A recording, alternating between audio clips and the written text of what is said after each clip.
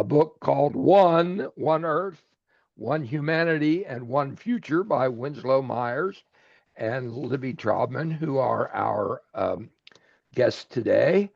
The format for this is that I will introduce our co-authors, and they'll each have some comments to make. Winslow's going to take the lead and tell us quite a bit about the book, and then we'll take about 15 minutes and have questions from the group at large. And then we'll go into breakout groups and have some small group discussion about the book, emerge from that, and have an at-large discussion again, and fill our afternoon with great ideas and inspiring work from our two co-authors. I'm Carl Lashley. I'm in Greensboro, North Carolina, where it is blue sky and the leaves are just beginning to fall. Quite different from Esther Fick, who is with us, who just told us that it's snowing in Manitoba. So I hope all of you across the country are having a great day, and we'll get on with the show here. This session is being recorded, and we'll send a link out to you if you like to watch the recording, or perhaps there's some people who weren't able to come today who can view the program later on. Winslow Myers is an artist, a writer, and a teacher who writes and speaks a lot about his advocacy for the prevention of war. He is a syndicated columnist for Peace Voice, which is a clearinghouse for peace journalism, and he was the coordinator of Beyond War in Central Massachusetts. He is also a member of the advisory board of the War Prevention Institute. Libby Traubman, who many of you may know, is a longtime EAN member and, in fact, founder. She's a peace activist, a filmmaker, an author, and was the co-founder with her late husband, Len, of the Jewish-Palestinian Living Room Dialogue in California, which continues today. This is a compassionate listening and dialogue process that has served as a model globally for educators, researchers, journalists, trainers, and peace activists. So I'm going to turn the floor over to Libby, who is going to introduce herself and the book a little bit, talk about how it came together, and then we'll turn it over to Winslow for some remarks about what the book's about. So, Libby? Great. Thank you so much, Carl. And thank you all for being here. Good morning, good afternoon. That's one of the positives of Zoom, is that we can all be together even when we're all spread out. So I am making an assumption that you all are here because you care deeply about what's happening in the world, both globally and locally, nationally, globally. We are here to talk about our book, One Earth, One Humanity, One Future. So Winslow, as you know, is joining us from Maine, where he lives with his wife, Patty. And I thought before we get into the deeps of the book, I would share a few words about how we connected, living on opposite coasts, because he's in Maine and I'm in California, and how our book came about, demonstrating the power of an idea. Although Winslow and I didn't really know each other personally, we have known about each other because of our mutual experience in the Beyond War movement back in the 1980s. I was very aware of Winslow's deep understanding that war is obsolete and that he has written and talked about it for decades. At the same time, it was through the Beyond War activities, as Carl said, that Len and I got involved in dialogue and what we started calling it the public peace process, which led us into working with the Jewish-Palestinian conflict. We like to call it the Jewish-Palestinian relationship and beyond. Our work focused on bringing people together in face-to-face relationship activities through the sharing of personal story, understanding that an enemy is one whose story you have not heard. We first experienced this reality in 1984 when Lynn and I traveled with IPPNW, the International Physicians for the Prevention of Nuclear War, to the Soviet Union, where we spent 3 weeks relating to and getting to know our so-called enemies. Both of us have been working on this in some capacity for close to 50 years. In fact, when we got going on the book, we said, oh, we better hurry up and get this published, not only because the message is important, but because we're not getting any younger. It's still true, right, Winslow? About Right. a year ago, I had a dream that I was supposed to write a book about what we call the unitive principle, or all is one. And we know that we are interrelated, interconnected, and interdependent. And for some reason, I thought of Winslow, and I contacted him about my idea. And he immediately responded with a huge, resounding yes, and said that he had also been thinking about writing a book, the same thing. And he was so excited about the idea that before I even knew it, he had put together an outline and he'd written some of the ideas that laid the groundwork for the book that we're talking about today. The book one includes and covers 2 critical issues: posing enemies, which stimulates preparing for war, and how to build relationships based on trust, and how to relate to our beautiful planet upon which we are all totally dependent. It's all about relationships with each other and with the living system. Einstein said that with the splitting of the atom, everything changed except our mode of thinking, and thus we drift toward unparalleled catastrophe. That was back in 1945, before he was really thinking about the climate crisis. But the book one explores that continuing drift in our way of thinking and the life-threatening challenges it's causing us today. So now I'm going to turn this over to you, Winslow, and he's going to share more about the content of the book and why we feel like it's important that we've written it. And then following that, we will have group discussion because I'm sure you all will have plenty to share yourselves. There you go, partner. Thank you so much, Libby. Libby is far too modest about her own accomplishments. I know that she and Len worked in Africa and actually prevented wars there, but that's irrelevant, but another story.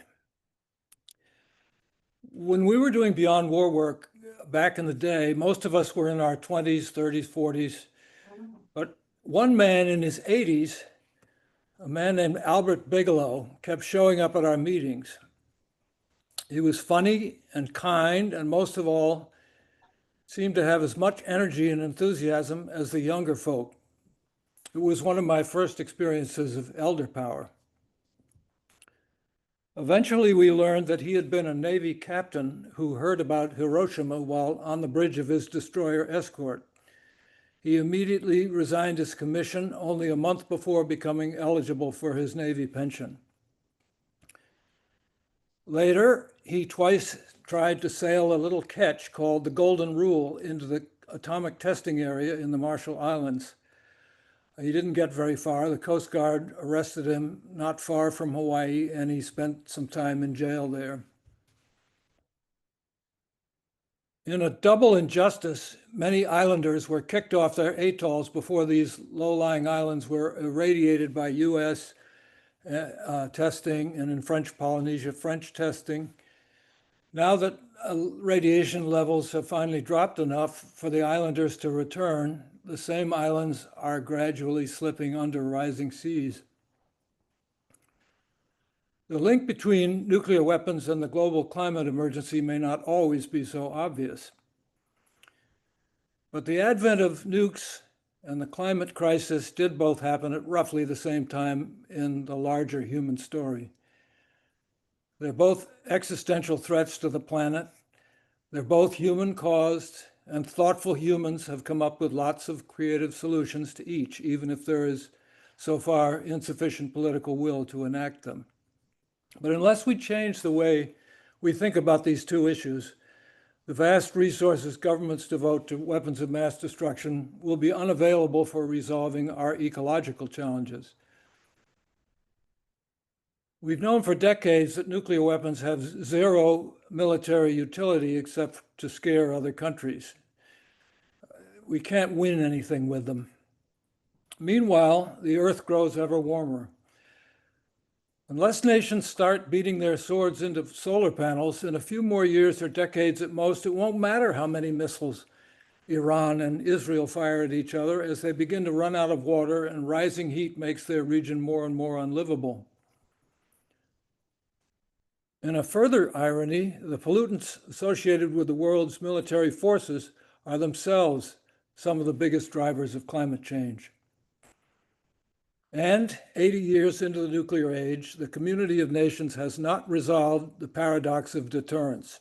To wit, nobody can fight and win a nuclear war, and yet deterrence requires that our weapons be ready for instant use. We expect this arrangement to work forever, but accidents involving complex systems, while rare, cannot be 100% prevented, as we know from disasters like the Challenger or the Fukushima and Chernobyl meltdowns, or even the recent Reagan Airport collision where everything was just in control until in a horrible moment it wasn't. Just last week, PBS News showed Sudanese militiamen recording their own war crimes on their smartphones. Meanwhile, our tax dollars have subsidized not only brutal ethnic cleansing in Gaza, but also the greatest potential war crime of all in the form of our 14 550-foot Ohio-class submarines, any one of which could cause a nuclear winter, and the other nuclear powers have equally destructive devices. Even on the level of conventional war, we know from historical experience that each new conflict fought to achieve total and permanent victory often only sets up the conditions for the next war. Much as Israel may feel threats from all sides, there's no way they can bomb their way out of their dilemma. Somehow, Israelis and their adversaries have to learn to see each other as equally human, and Libby's work shows exactly how that can be done. Failure to acknowledge that we are one human species leads to absurdity straight out of a Vonnegut novel. The Nagasaki bomb was blessed by Catholic and Lutheran pastors and vaporized the largest Christian church in East Asia. If we give in to the perennial story of dehumanization and fear, we will not look for creative alternatives, and therefore we will not find them. The US has spent $1.5 trillion on the F-35 Joint Strike Fighter. How many hungry mouths could we have fed with that amount of money? How many solar arrays could we have built? How many climate refugees could we have resettled? And could we have spent the money in such a way that the F-35 wouldn't even be needed in the first place? It was a military man, George C. Marshall, who was one of the first to see that the vicious circle of war could be transformed into a virtuous circle. A rapid return to economic prosperity for the defeated Germans after 1945 meant that everyone won in the long term, and it really set the stage for the European Union. Now we have to figure out how to do the Marshall Plan but skip the war. because war, while far from extinct, has become obsolete. William Perry, the Secretary of Defense under Bill Clinton, asserted that unilaterally eliminating our entire land-based missile fleet would result in a net gain of security because ballistic missiles are so dangerous. They can't be called back once launched, and they begin an all too brief sequence of growing chaos, effectively dramatized by the new Netflix film House of Dynamite. If you haven't seen it, be sure to take a look. Our submarines and our bombers would be more than adequate deterrents while we negotiate further reductions. But this is an even bigger moment than the end of war.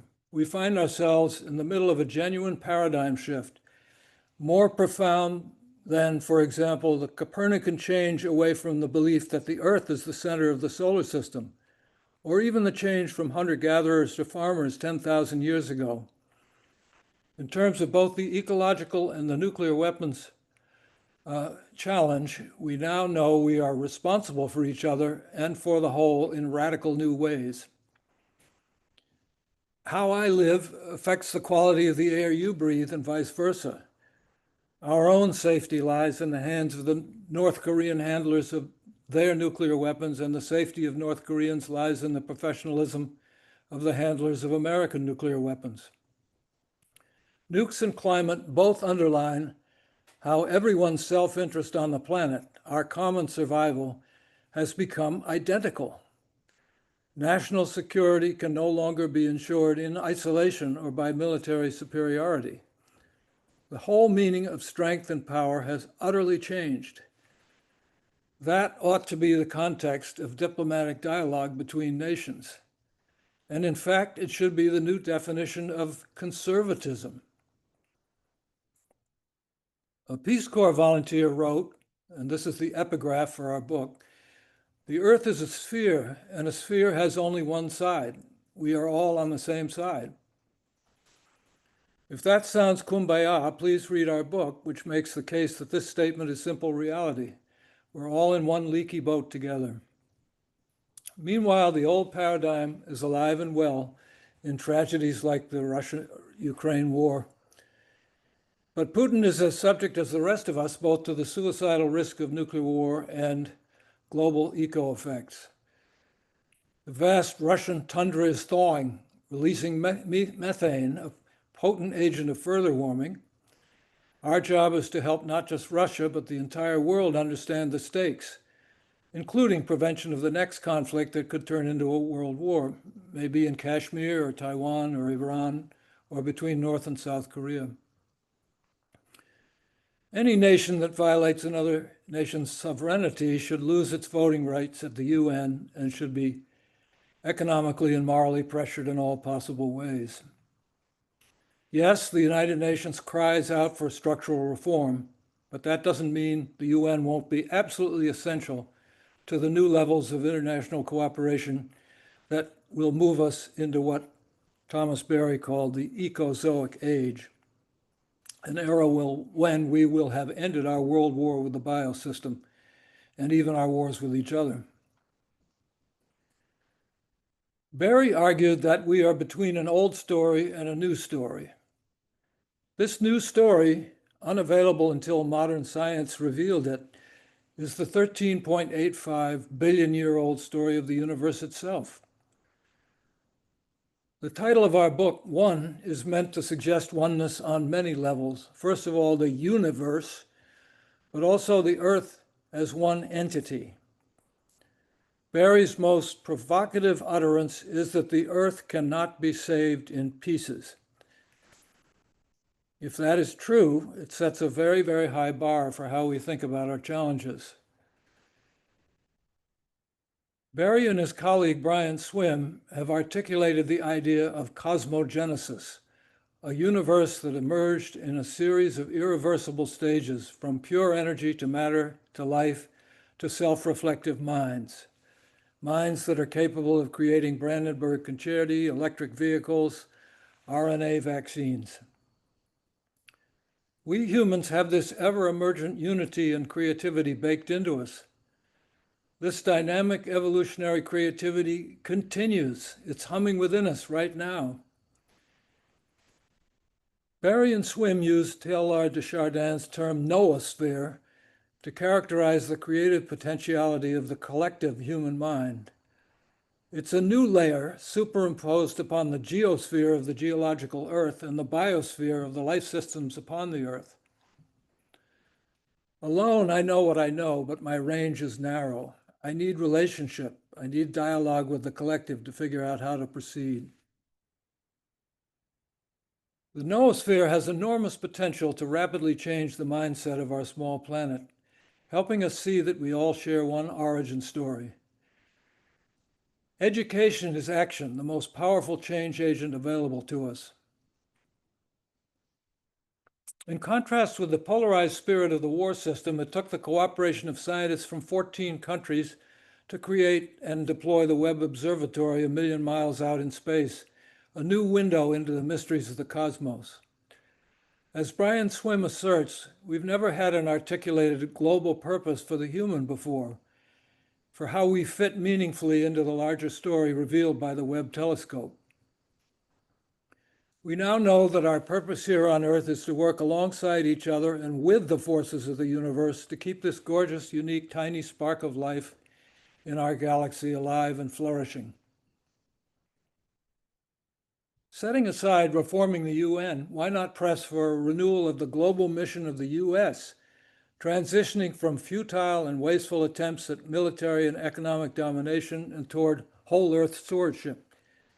This would recharge our economy, presently so deeply dependent upon defense spending in the fossil fuel industry. It would require our signing on to the magnificent United Nations Treaty on the Prohibition of Nuclear Weapons, which has already been ratified by 68 countries and clearly expresses the view of most of the human family. Nuclear disarmament is no longer a radical idea. We've dropped from a peak of 70,000 weapons in the late 1970s to about 14,000 today.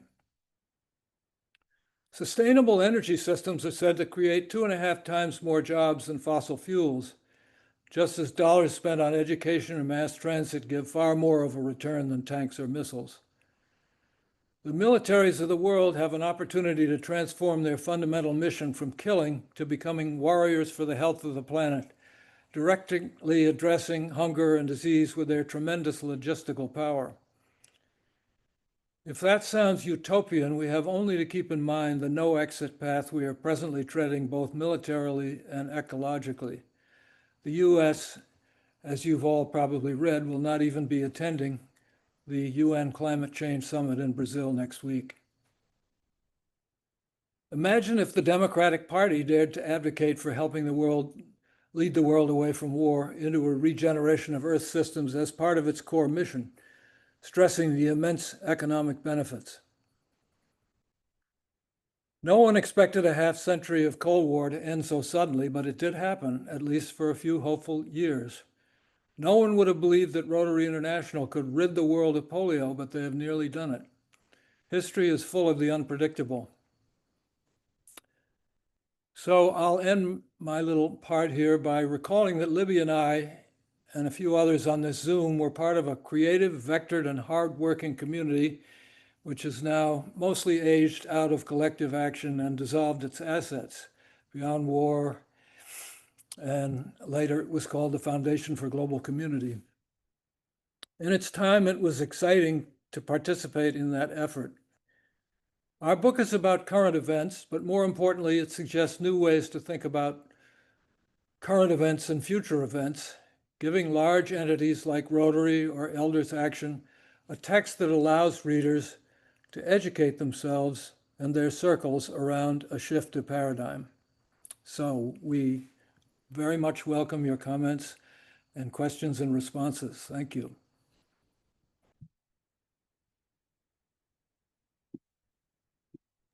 Thank you, Winslow, and thank you, Libby, for your remarks and for writing this book. And now we'd like to throw the floor open to questions or comments that you might like to make. If you'll raise your electronic hand by clicking on React at the bottom of your Zoom screen and clicking on Raise Your Hand will entertain your questions. Shirley.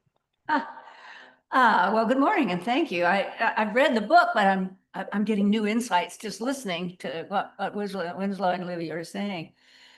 One piece that I hadn't got that I'd like you to talk a little bit more about is how coming together in one and working with and for each other in the survival of the earth makes a strong economy. This is an important piece to somehow or another get across to people. So you can talk a little bit more about that piece. Well, I remember listening to Al Gore saying what a difference. I mean, it's a tragedy that he lost that election because we'd be in a very different place now. I mean, he took years and years ago, he took the whole thing very seriously and very much emphasized that a whole new kind of economic prosperity was possible with a heavy investment in regenerative and sustainable energy sources. I would like to add something to that, Shirley, and just say a lot of it also has to do with where we spend the money. If we keep investing so much money in one submarine or one new kind of an airplane or nuclear weapons, that money could easily be spent on education, health, housing, all the things that people struggle for. And so we are putting our money in the wrong pocket, and that's what kind of perpetuates challenges, vying for resources, just, the rich get richer and the poor get poorer. Our whole way of thinking and where we spend our money and how we spend our money deeply affects our economy and the bottom line. Individual and public. Yes, for sure. Thank you. Thank you, Shirley, for getting us started. Ricky and/or Doug will It's entertain your Ricky. question. I have to say that, of course, it's just an overwhelming issue, an overwhelming problem to think about that broadly changing our way of thinking. So the one kind of comments you had in the book was about huge changes that have happened already in history, back to changing from hunter-gatherer to agriculture. And the slavery is huge, it's just as big as it can be as a change. And we did that. So that kind of conversation is very inspiring to me. Like, we could do this. We could do this. Yeah, the history of slavery is just, I don't know if you guys read Heather Cox Richardson, but she is, every day you can get a little history lesson in which very often slavery comes in. It was just so tied into the economic system back then that people had no idea that it would be possible to change that. Of course, we had Lincoln as the president, which helped. Jeff Ainscow. Jeff? Okay, thank you. Thanks, Winslow, and thanks, Libby. I've not finished your book yet, but I've started it. And so thanks very much for writing it. I just wanted to respond to the phrase that Shirley brought up, the phrase a strong economy, because I think it is totally misrepresented. Because today we don't have a strong economy, we have a destructive economy today.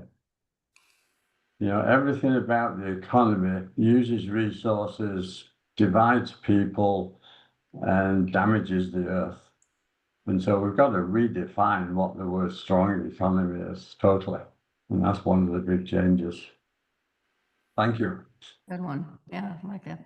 Yeah, as you may imagine, Thomas Berry looms like a mountain in my thinking. Yeah. And when he said, you know, you can't have a healthy capitalist economy and an unhealthy earth economy, that really struck right to the middle of me. And once you hear something like that, you can't go back. It is a shift of paradigm right there. Penny.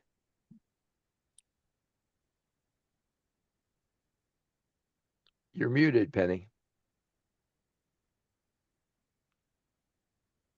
Okay, it's Bill. Yeah, this is not Penny, this is Bill. In terms of education, what maybe 2 or 3 things do you think ought to be emphasized in high school education regarding the topic to kind of get them going? Because some of them are not going to go on to college, and maybe even then they might not find a, you know, they might not learn about the kinds of things. But if you were to pick 2 or 3 things, what would you pick that they really ought to know about? I can say something about that because growing up, I didn't understand anything about interconnectedness, interrelatedness, and everything. And it was through our participating in an educational foundation that these terms were used. And there are many examples that if a young person studying biology or studying plant life or looking at water, and we understand that all the water that's ever going to be accessible for our use and drinking is present in the universe today. So anything that we poison is poisoned. And so when we talk about growing food, if a young person sees from planting a seed to picking a product, a process, we begin to understand how things are connected and related environmentally as just everything that we depend on for our very lives demonstrate our interconnectedness. That if you read books about, there's one amazing book about trees, how trees actually warn each other when a pest is coming. Trees warn each other and take care of each other. There's this whole system in the biology and botany of our plant life and our animal life that really, I think, inspire young people because they don't want to. Most of my friends' kids don't like mathematics and geology, but they love studying about animals and the earth. And so I think if you start with what the children and the young people connect with and relate to, is a good way to get them involved in believing that all life is connected. And then, of course, that's not to mention our interconnectedness as people and the decisions that we make, and we can figure out from our relationships what works and what doesn't and how we need to support each other because we're all in it together. If part of my neighborhood is suffering, we're all really suffering. We all pay the price together. Sometimes it's hard to see and sometimes it's hard to feel, but the more we are aware, the more we understand that. Let me add, Maybe teachers here that have very specifics that they can offer too. yeah. Are there teachers? Well, I can add a few things. I'd like to tell an anecdote from the bottom up. My daughter is a wonderful teacher, and this year she's teaching 5th and 6th graders in a rather poor area of the Maine coast where a lot of her kids, she's teaching math and science, and a lot of her kids come from fundamentalist Christian families. And I've been talking about the universe story in front of my daughter for as long as she's been alive. And so she every once in a while tries to inject it into her situation. And the kids come back with, that's not right. You know, the earth is 6,000 years old, that kind of thing.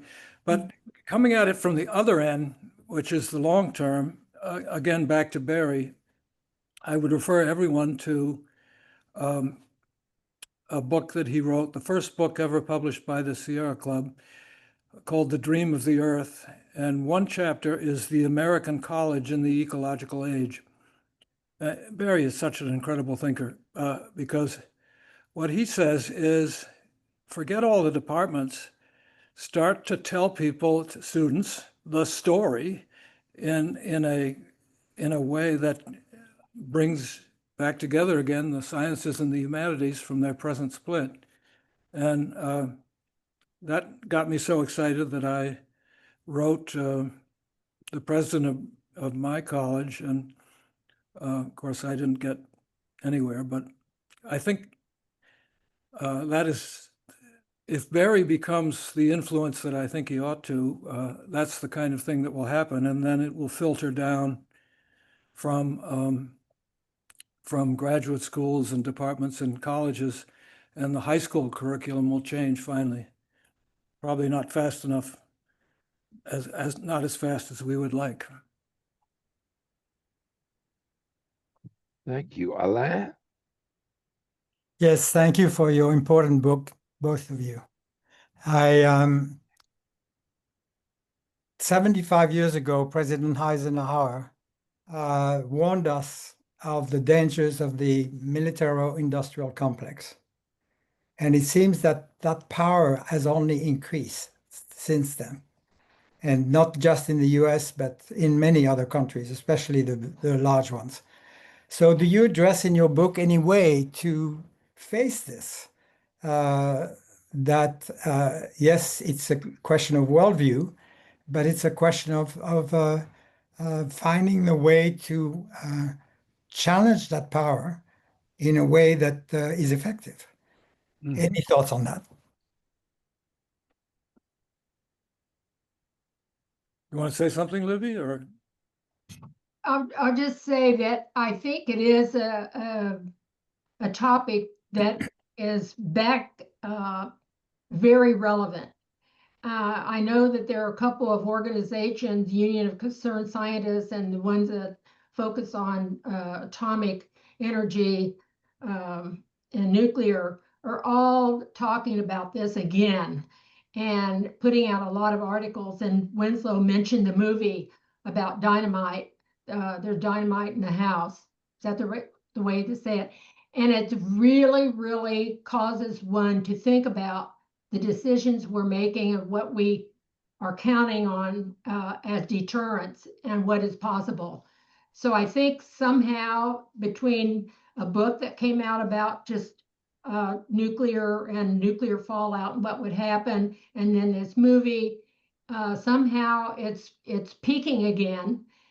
And I feel like it's causing the public to re-engage with this as a topic, because I believe, like you say, it was a hot topic in the 80s, and somehow it kind of just got lost in the shuffle. But again, it's a very important issue today. And if I may add, no longer just the United States and the Soviet Union. There are nine countries that have the nuclear potential. yes, and if I may add, it's actually breaking a vicious circle, because as people experience more fear, they ask for more protection. And that's what the money elite are ready to provide, but it's taking us in the wrong way. I think the military-industrial complex, or the arms trade, or whatever you want to call it, is the closest thing on Earth to a perpetual motion machine. Indeed. And I can only take heart from the huge marches that took place in Europe back in the 80s, and they made a difference. And I mean, these are, I guess I would, if we put, I believe in the power of putting these things in front of people, and they can decide and get out there. I was very, very heartened by the No Kings rally and the amount of people that were out there. And I think once they're energized by the issue, unfortunately, this is a very pessimistic thing to say, but I think that probably not just a movie, but some kind of, and I hope it's a harmless accident. Somebody's going to have to make a mistake with a weapon and drop it by mistake into the Pacific and have it go off, and then people will really wake up. But one shouldn't wish for those things. Mike. Yeah, a number of things. Back to Shirley's talk about economic effects and Winslow's answers to that. I'm always reminded that the word economy, well, I love to look at the etymology of words, means home management. So what is our home? You know, is it just taking care of my house? It's just taking care of my job, my family. Our home is Earth. And if we can come to realize that all of Earth is our home, more than our home, we are also Earth, part of Earth, like integral organic part of Earth. And how do we manage that? We've been managing it as exploiters and resource because we see it as separate. But if we stop seeing it as separate and see it as us, we would damn well take much better care of it than we have been. So I really liked, also you mentioned, I think it was Thomas Berry, you quoted about bottom up and Winslow's example of bottom up with his daughter. I think that's where the hope is. And that's where I think some of what Libby is doing with the dialogue group is where it's at. We have to talk one-on-one with people. And yesterday's election results is bottom up. The no king stuff is bottom up. People are going to speak up and come out and en masse and make a difference that way. So we can just spread the word from the bottom, it'll filter up. National governments, I think, and even the idea of countries and states is obsolete. The idea of states is obsolete.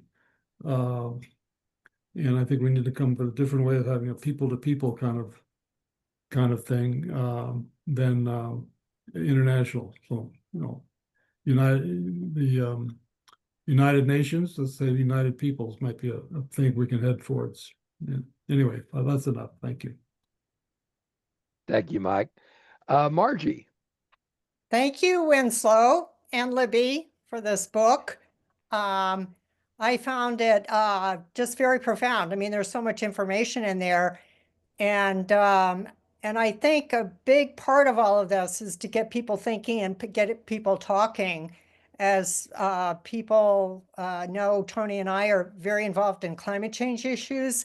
And we had a meeting this morning with people. It's part of a monthly series called Let's Talk. And atmospheric scientist Catherine Hayhoe, her #1 prescription is to talk about it. You know, and I think that's part of what's missing with all of this. I think people are so busy with other issues and they don't really talk to their neighbors, their friends, their relatives. And I think my favorite chapter in the book was the one on dialogue. I often think, you know, have humans really evolved at all? Because you go back and you see how intelligent a lot of people were centuries ago. And part of what excites me is the idea that we can evolve and we can grow, and yet somehow we think we're complete and we're finished. And then you read that chapter on dialogue, and I found it illuminating. And I think most of us could probably learn something, and we could improve our dialogue skills and listening, mainly listening, and without an agenda, without judgment, is so important. And that would be a step forward for humans. And to me, when you have the bigger picture that what needs to change on a larger scale, but then if you can see how we each play a part in that, it's really helpful. So thank you for the book. Don't stop now. Thank you so much, Margie, for bringing that up. I think that couldn't be more true. When I think about young people, how they communicate with dots and dashes and pictures and emojis and hardly know how to have a conversation with each other, I think a lot is lost in the inability to sit down and have a deeper, more exploratory conversation with another person about what has meaning for them and getting to know them. And I do think that a very important part of the book is about listening. And there is a way, there's a whole process of learning how to be a compassionate listener and here taking in another person's personal story so that you make a heart connection and you see them as an equal, not as an enemy.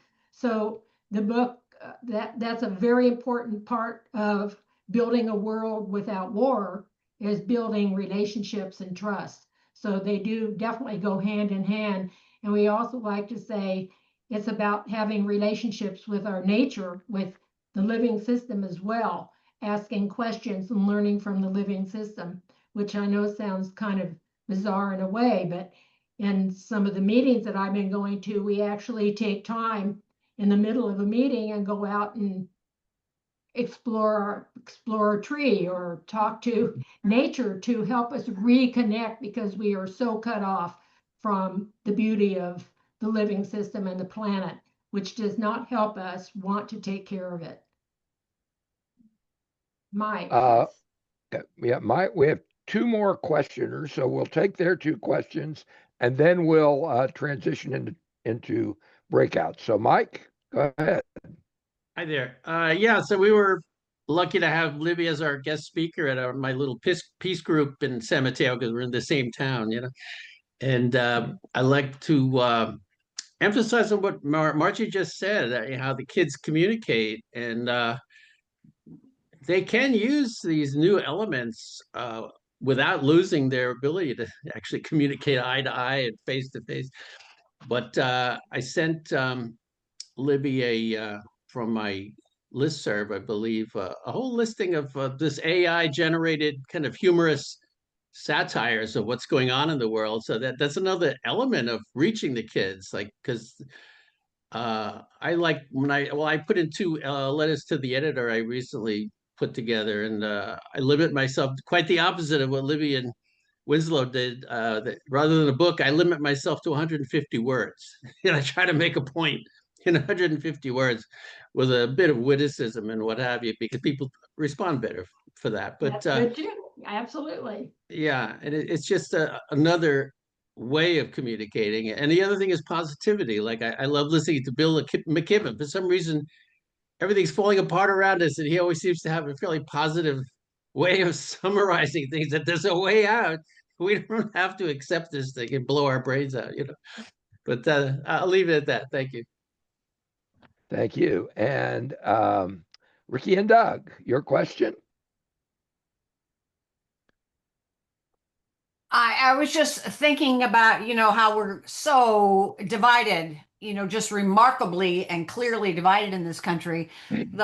These issues of climate change and nuclear weapons is not clear on that continuum. It's not like every Republican wants to build up all defenses and every Democrat wants to save the earth. So that's a positive possibility. Thinking of, like, I have a Trump brother, and I could write to him and say, what do you think about the connection between nuclear war and climate change? Fill it out a little bit. But I could have a conversation with him about that, since there's no bill in Congress and Trump hasn't opened his flap about that. So anyway, it's just.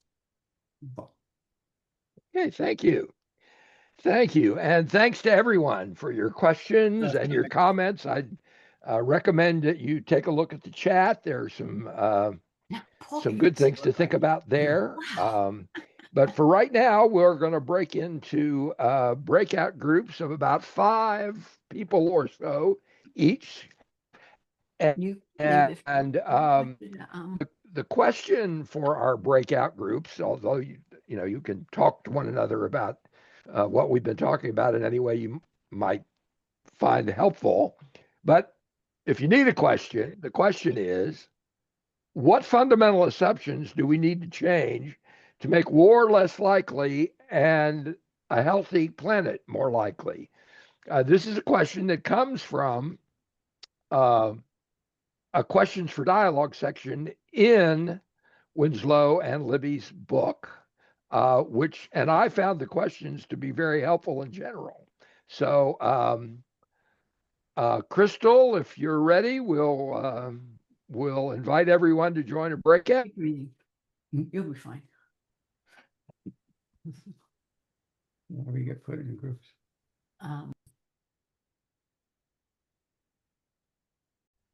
We're trickling back in.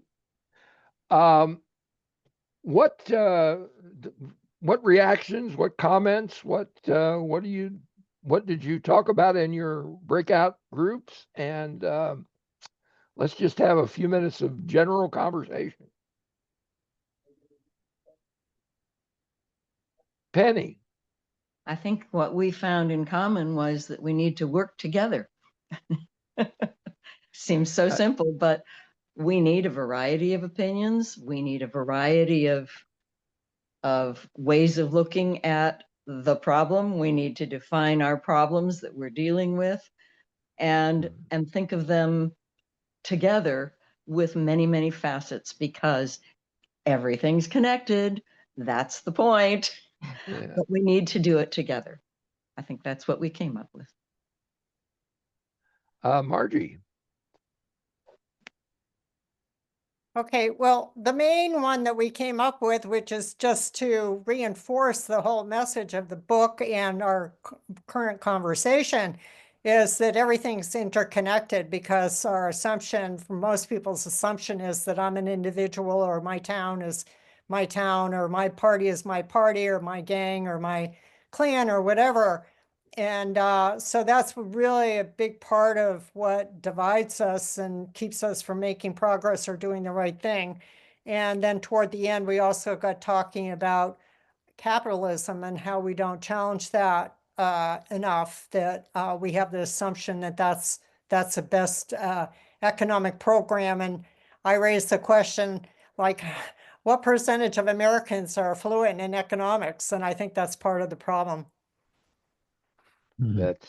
I think you're very right. I was listening to the commentary from the elections, and of course, a lot of what came out was what always comes out at election time is it's the economy, stupid.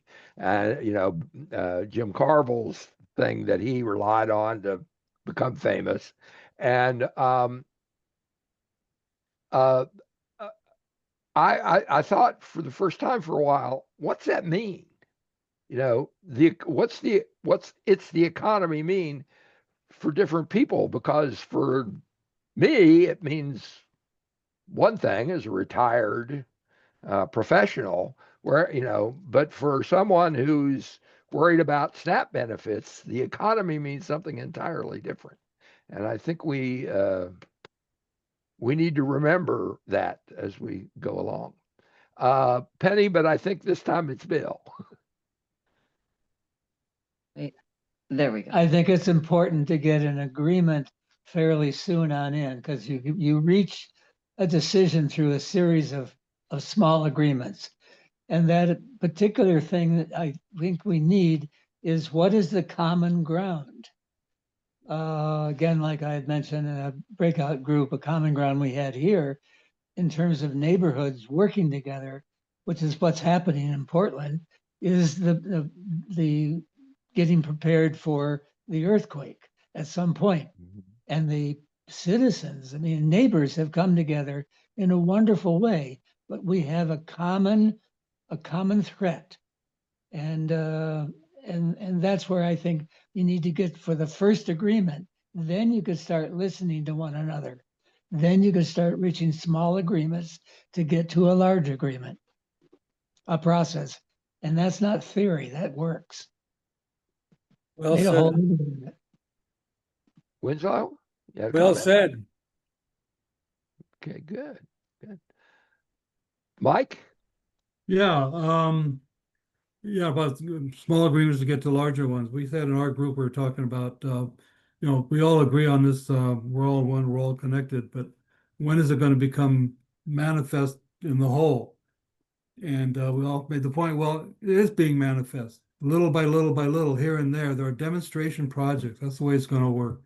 It's like the whole theory about the diffusion of innovations, demonstration projects, and eventually people will get it. And it's going on. We mentioned donut economics as a way to think about economics, and where everybody benefits, nobody falls in the hole, and nobody exceeds Earth's capacity, and we thrive that way. And there are demonstration projects going on and how to implement that in local communities in different parts of the world. And there's all kinds of demonstration. We talk about the circle, the way of circle. We talk about community councils.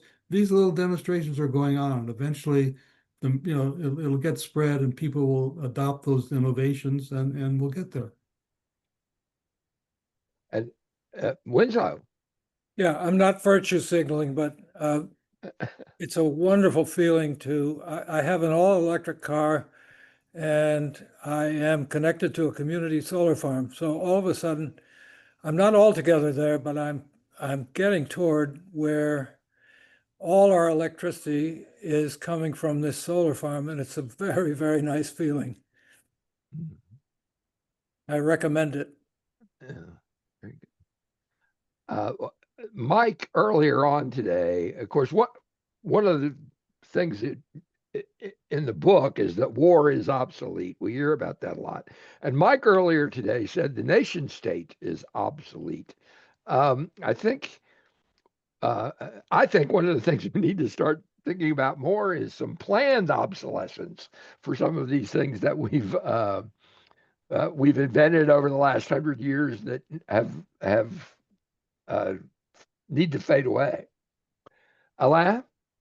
Yes, the question in our group was, can we trust the 3.5% law that if 3.5% of the population change their mind, the country will change or the world will change?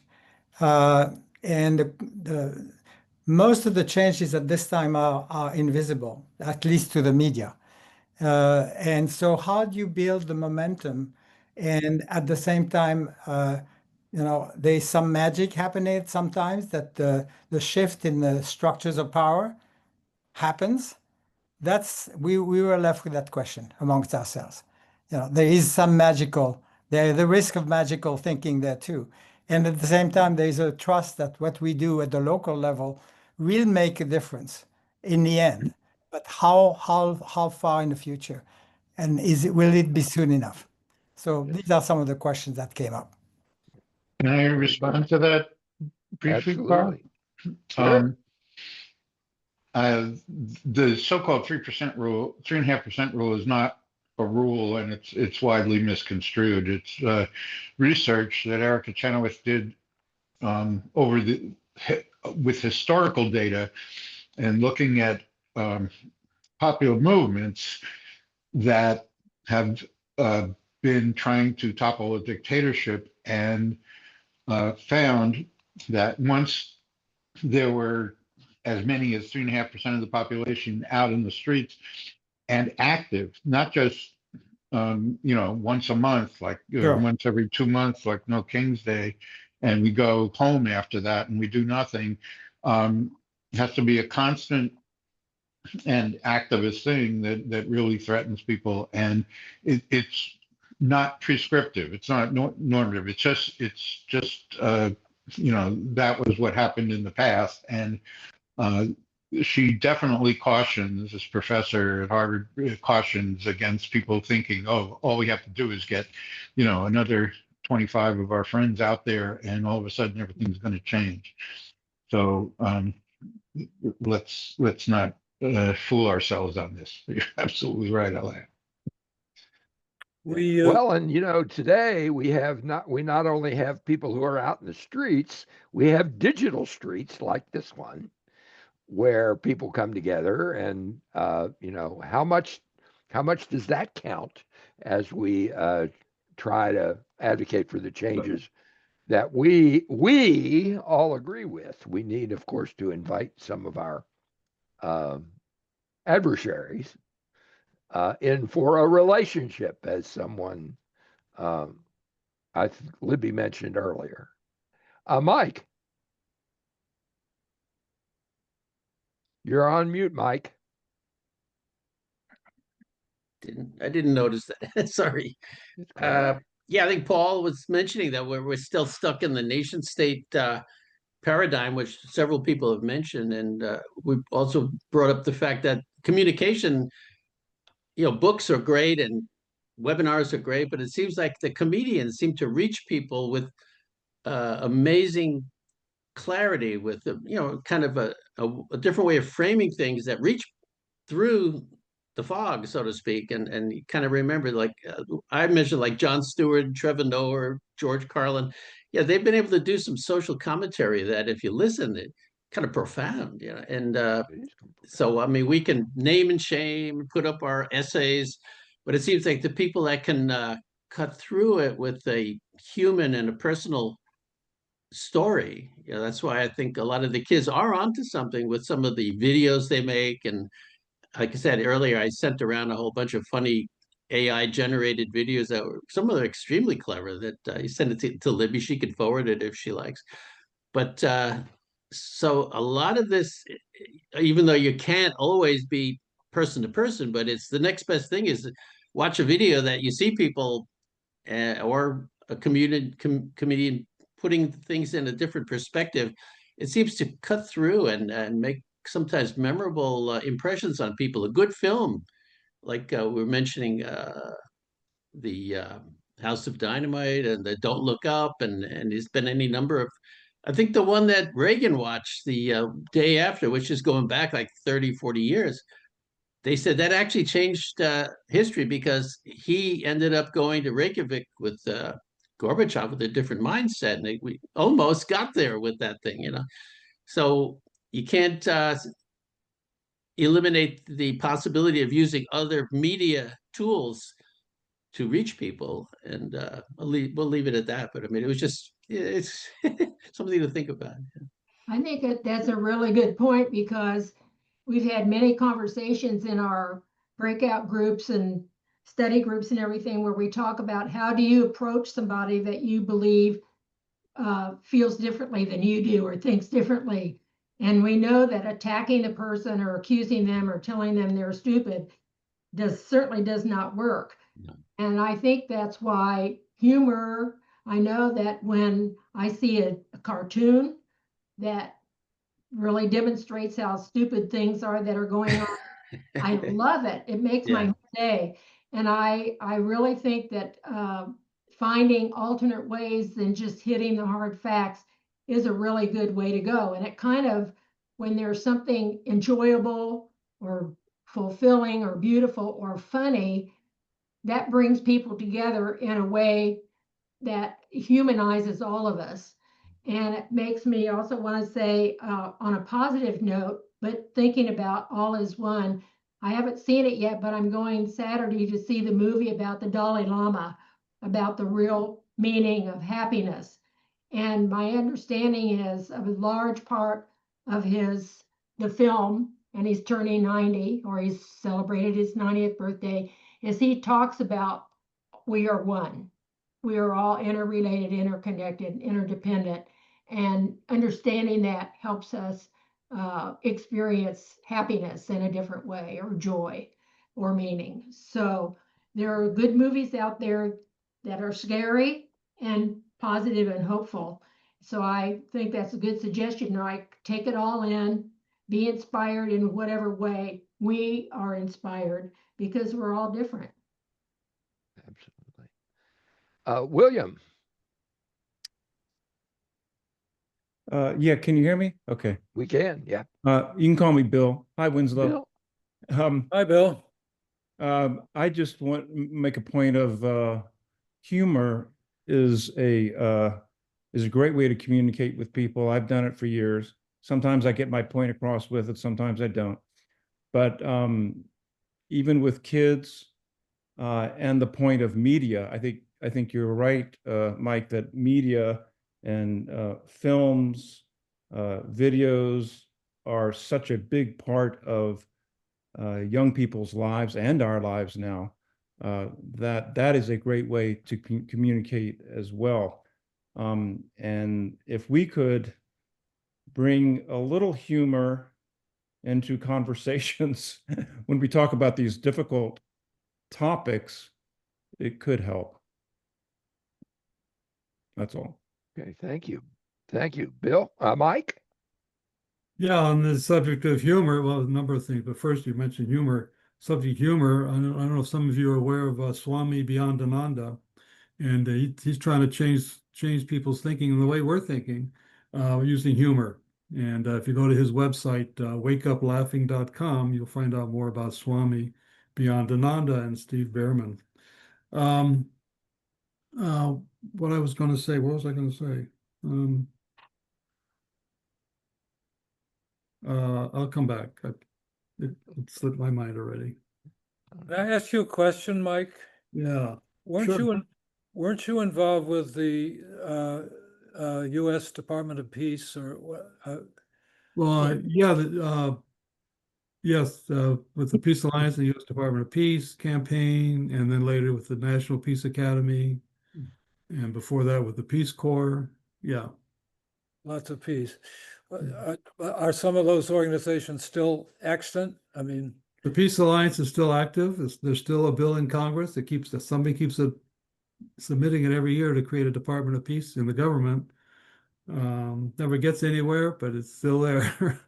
And then there's an outgrowth of the Peace Alliance, which was the U.S. campaign for Department of Peace and other things, just peace building in general. The Global Alliance for Ministries and Infrastructures for Peace grew out of that, and there's people all over the world looking for national level departments and ministries of peace, as well as local infrastructures and so on to support peace building. So there are people doing this. We don't hear about this in the daily news, but there's a lot of good news out there. Oh, absolutely. And thank you, Mike. And we're at about 3 minutes before the end of our time. Winslow and Libby, do you have any final words of wisdom for us? I know that we are both really interested in seeing if this book can land in a classroom, a college campus, a humanitarian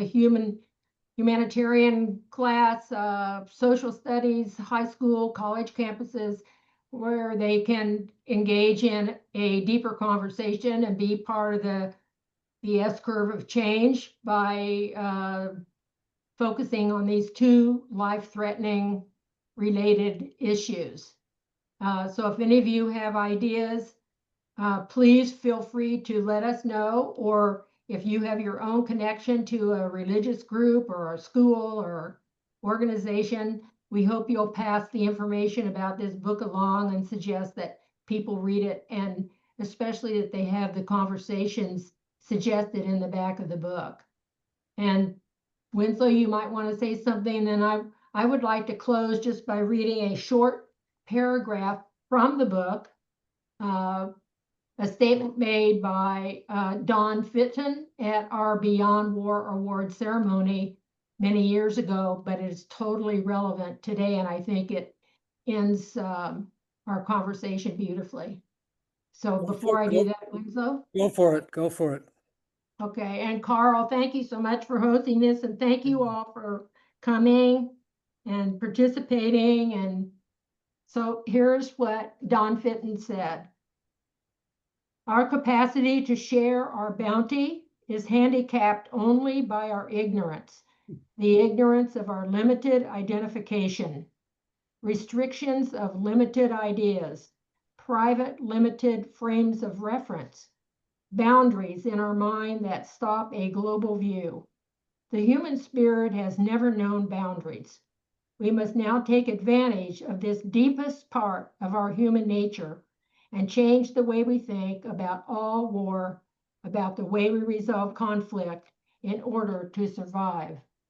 There is no other cause, no other claim being made on the individual today that can equal this one.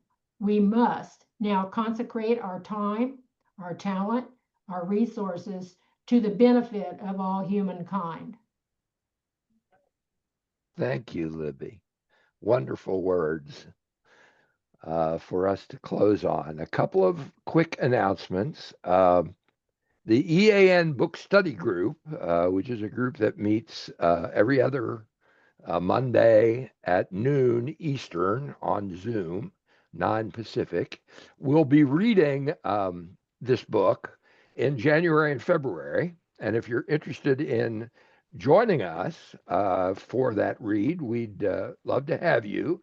All you need to do is email me at carl.lashley@gmail.com, or you can look on the EAN website and find the information under Elders Rising for the book study group, and you can get us in touch with us that way. But we would love to have you, and the capstone of that experience is going to be that Winslow and Libby are going to join us in the last session that we do in February. So that's coming up through EAN, and we'd love to have you for that.